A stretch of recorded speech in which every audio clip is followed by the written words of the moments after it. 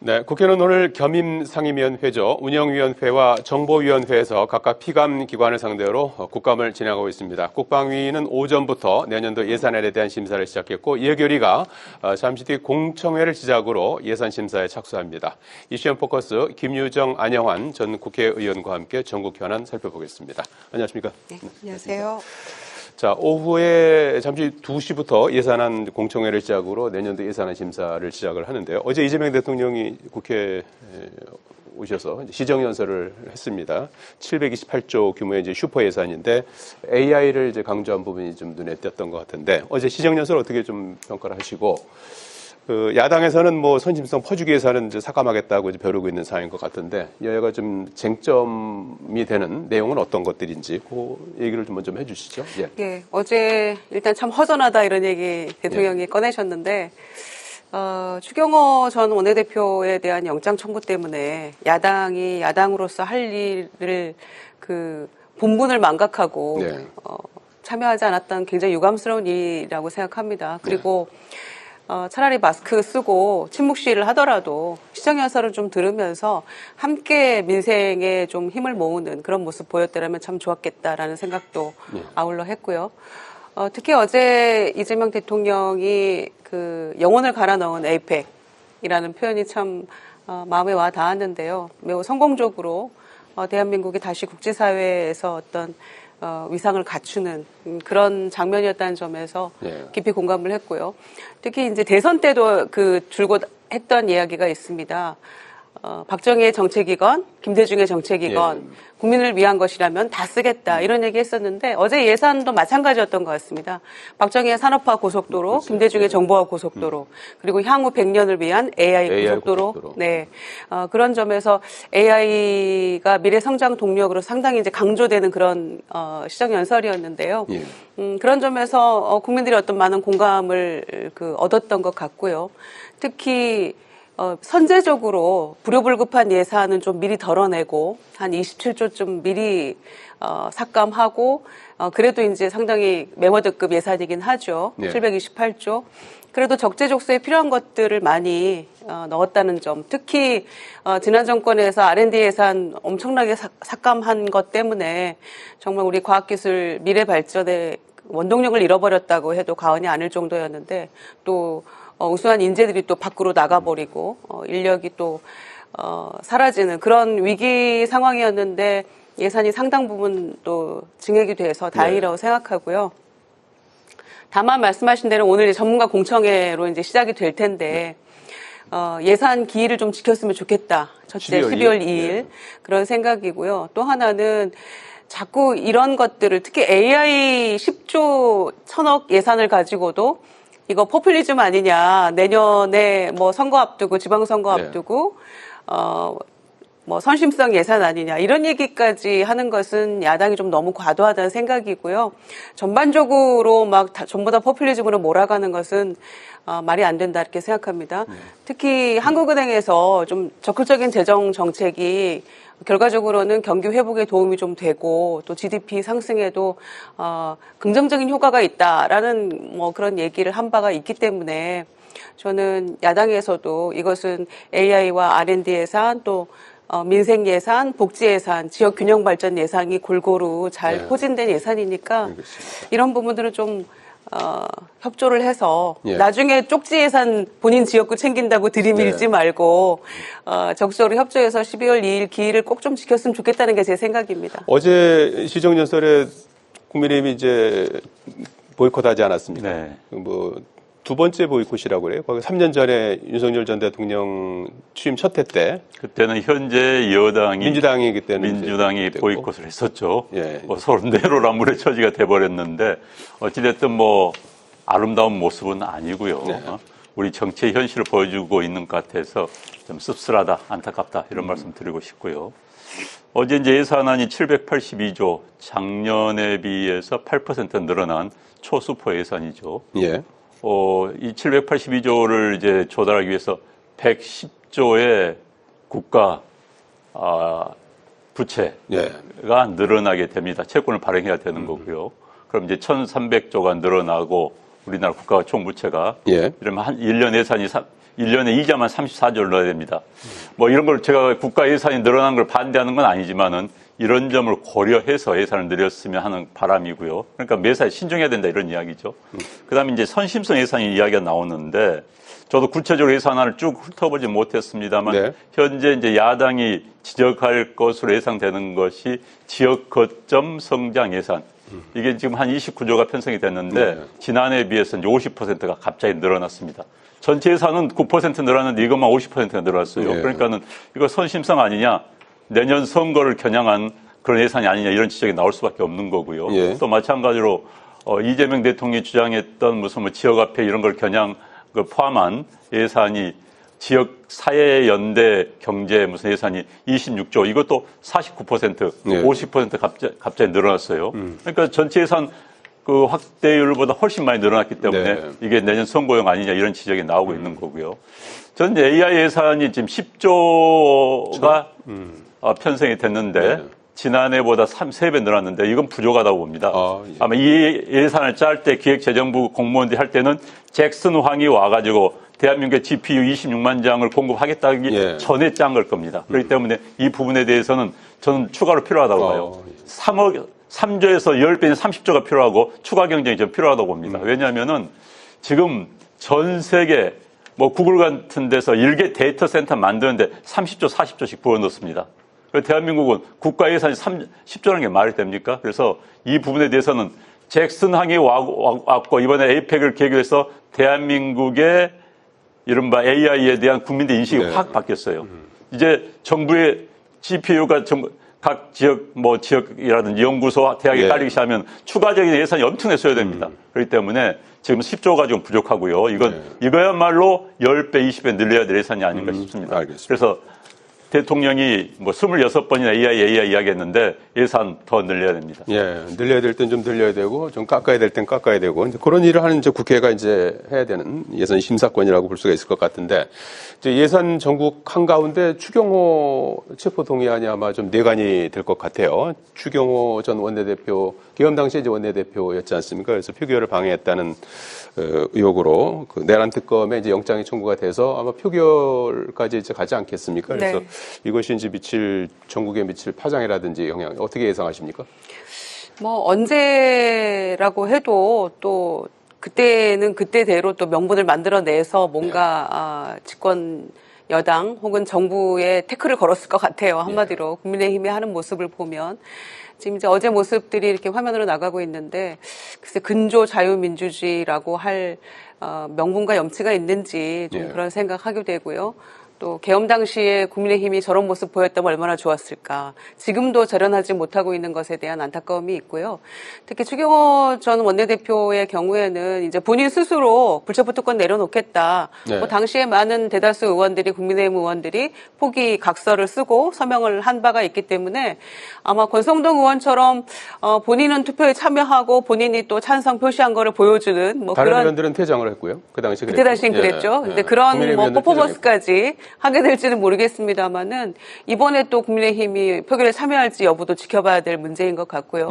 다만 이제 구속영장이 발부되느냐, 기각이냐, 인용이냐, 뭐 그 여부가 유무죄를 따지는 건 아닙니다만은 구속이 됐을 때는 훨씬 그 파장이 심각해지겠죠. 그러니까 국민의힘이 사실은 영장 청구됐다는 것 때문에 추경호 의원의 그것 때문에 시정연설을 보이콧한다는 건 사실 명분이 맞지 않고 누가 봐도 정무적으로는 저는 잘못된 판단이라고 생각합니다만 그 이유는 단순히 영장 청구의 문제가 아니고 상당히 당의 위기감을 느꼈기 때문이라고 생각합니다. 그 추경호 원내대표의 어떤 영장 기각이나 인용 그리고 뭐 재판 결과에 따라서 당 자체의 어떤 존립의 위기가 올 수 있다. 그런 위기감 때문이 아니었나 생각하는데요.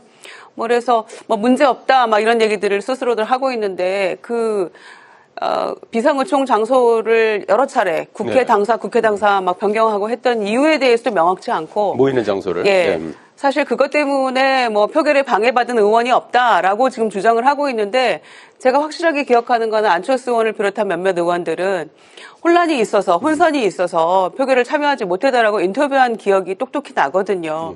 그럼 사실상 자꾸 장소를 옮긴 것 때문에 표결 방해받은 건 확실하거든요. 게다가 원내 행정실이나 원내 대표실의 어떤 그 직원들, 당직자들의 전화도 압수수색 한 바가 있기 때문에 특검이 거기에서 어떤 증거물을 찾았느냐, 또 그 여부도 상당히 영향을 미칠 것 같고요.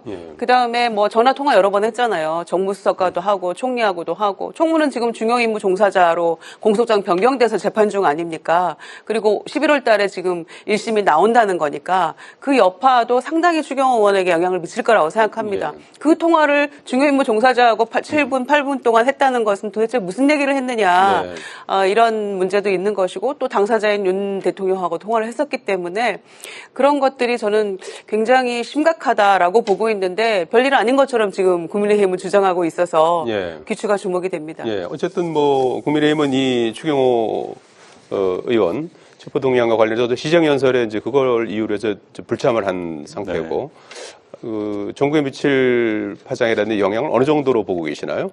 저는 기본적으로 특검의 이 추경호 원내대표에 대한 구속영장에 논리가 전혀 성립하지를 않아요. 왜냐하면은, 자, 표결을 방해했다. 그래서 내일 안에 공모를 했다, 동조를 했다고 한다면은, 표결을 방해했다는 것은 나머지 의원들, 표결에 참여하지 않은 의원들이 전부 계엄 해제에 찬성을 할 거란 전제하에서입니다. 그런데 의원들 어떻게 알아요? 찬성할지 반대할지. 만약에 90여 명의 나머지 참석하지 않은 사람들이 계엄에 반대할 마음을 가지셨다면은 추 원내대표라면은 추 원내대표 잘한 거 아닙니까? 그 주장대로라면 내란을 공모를 막은 거 아닙니까? 그래서 관심법으로 이 사람들이 그 해제에 찬성할 전제하에서 지금 이 공모라는 이야기가 나온 거예요. 그것부터 지금 논리의 비약이고요. 두 번째는, 자, 107명의 뭐 약간 말씀해 주셨지만 현재 의원들이 난 표결을 방해받은 적이 없어라고 이야기를 하고 있습니다. 이건 마치 성추행 사건에서 피해자가 난 피해 당한 적이 없는데 검찰이 가해자를 좀 구속하겠다는 거나 마찬가지인 거예요. 난 피해가 없다는 거 아니에요. 그리고 세 번째는, 자, 만에 하나 이제 들어갔다 칩시다. 국회에 들어갔어요. 의원들이 지금 못 들어갔던 의원들이 들어가서 만에 하나 해제 반대를 던졌다고 한다면은 특검 지금 어떻게 할 거예요? 특검의 주장대로라면 반대를 던진 것을 찬성을 한 것을 막았기 때문에 내란 공모를 한다면은 거기에 가서 해제 반대를 하는 사람들을 내란의 공모범이 아니라 거의 주범 아닙니까? 주범인데 주범들 어떻게 처리할 거예요? 만약에 한다면은 현재 대한민국 헌법 45조는 국회의원이 국회에서의 발언과 표결에 대해서는 국회 밖에서 책임지지 않도록 되어 있습니다. 그래서 계엄 해제에 반대한다고 해서 책임을 물 수 있어요? 아마 굉장히 그랬다면 혼란스러운 지금 상황에 와 있을 겁니다. 그걸 내란 공모범이 되는 거 아니에요? 특검의 주장대로 한다면은 그걸 추경호 원내대표가 막아준 거 아닙니까? 이 복잡해질 수 있는 상황을. 그렇기 때문에 코미디 같은 논리로 지금 일이 벌어지고 있다는 거 참 안타깝고요.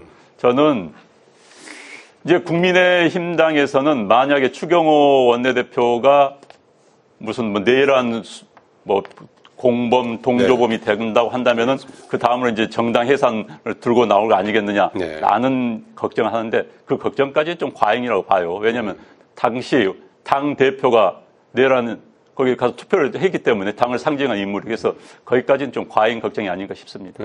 어쨌든 뭐 국회에서 표결 과정하고 이제 영장실질심사가 이제 될 경우에 거기에서 이제 법리 논쟁이 상당히 이제 치열할 것으로 이렇게 예상되는 대목인 것 같습니다.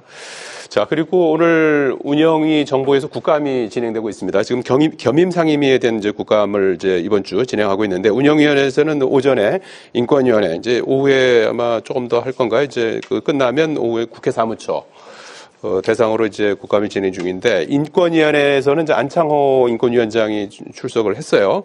그래서 이분은 이제 비상계엄을 옹호하고 탄핵 심판 당시 윤 전 대통령의 방어권 보장 권고안을 이제 의결했다는 그런 부분에 대해서 이제 질의가 많이 나왔고 정보위에서는 비상계엄 당시 핵심 역할을 했다는 의혹을 받는 방첩사를 대상으로 국감이 진행 중인데 어떤 부분을 좀 주목하시십니까? 저는 아무래도 인권위에 주목을 했는데요. 그러니까 윤석열 정권 초기에 감사원이 상당히 국민의 비판을 받았습니다. 그때 최재해 감사원장이 감사원은 대통령의 국정 지원 기관이다. 이런 얘기를 해서 감사원의 어떤 독립기관으로서의 위상을 스스로 떨어뜨리고 정말 어떤 그 정부의 하수인처럼 하는 그런 모습 때문에 감사원이 여태껏 비판받고 있는 것 같고요. 그런데 지금 인권위원회의 모습은 그보다 오히려 더한 것 같습니다. 이 내란 수괴 피의자 부부의 어떤 돌봄 기관처럼 자처하고 있는 것 같아요. 그러니까 뭐 불구속 재판을 권고한다거나 그때 이제 파면 전이었죠. 올해 4월 4일 헌재 판결 나기 전이었습니다만은 뭐 방어권이랄지 이런 얘기하면서 국민의 공분을 샀었는데 이번에도 역시 오늘 이제 그 상임위원 참석했던 김용원 인권위원도 무슨 형사소송법에 근거해서 지금 증인 선서를 하겠다. 왜냐하면은 국회 증감법에 따른 것보다 증감법이 좀 더 세거든요. 위증했을 경우에. 그러니까 본인이 뭐 그걸 피하고 싶은지는 모르겠습니다만 그렇게 옥신각신 하다가 퇴장 당했는데 이분은 작년 국감에서도 문제가 있어서 고발당했었고 또 지금 최혜병 특검에서도 수사 대상인데 인권위에서 지금 이 부부가 윤석열 부부 구치소하고 김영현 남부구치소인가요? 거기 세 군데 구치소에 대해서 무슨 방문조사하겠다. 미결수들의 인권 침해. 이런 얼토당토하는 그런 조사 계획을 의결하고 이런 데 앞장섰잖아요. 그런 점에서 인권위가 지금 이게 할 일인가. 그리고 방문조사 계획은 연초에 세우는 거거든요. 그래서 인권위 직원들조차도 정말 너무 모멸감을 느낀다라고 심정을 토로한 바가 있는데 지금 뭐 당연히 국회에서 국정감사 대상으로서 뭐 비판을 당연히 받아야 될 것 같고요. 인권위가 앞으로도 지금 이렇게 미결수 뭐 운운하면서 내란수계 부부에게 신경을 쓰다가 정말 정작 국민의 어떤 인권보호 차원에서 해야 될 일을 망각하고 있는 게 아닌가. 이런 점에서는 상당히 심각하다고 보고 오늘 국감에서 그런 점들을 조목조목 잘 짚어야 된다고 생각합니다. 네. 김병기 원내대표도 뭐 안창호 인권위원장에 대해서 지난번 그 윤석열 전 대통령 탄핵과 관련해서 헌재 탄핵의 결정을 뭐 인정한다 이제 이런 입장을 밝히기도 한 데 대해서 좀 뭐 질타하는 그런 목소리도 내고 했는데 어떻게 보셨습니까? 지금 이 사건 이제 이것 같은 경우는요.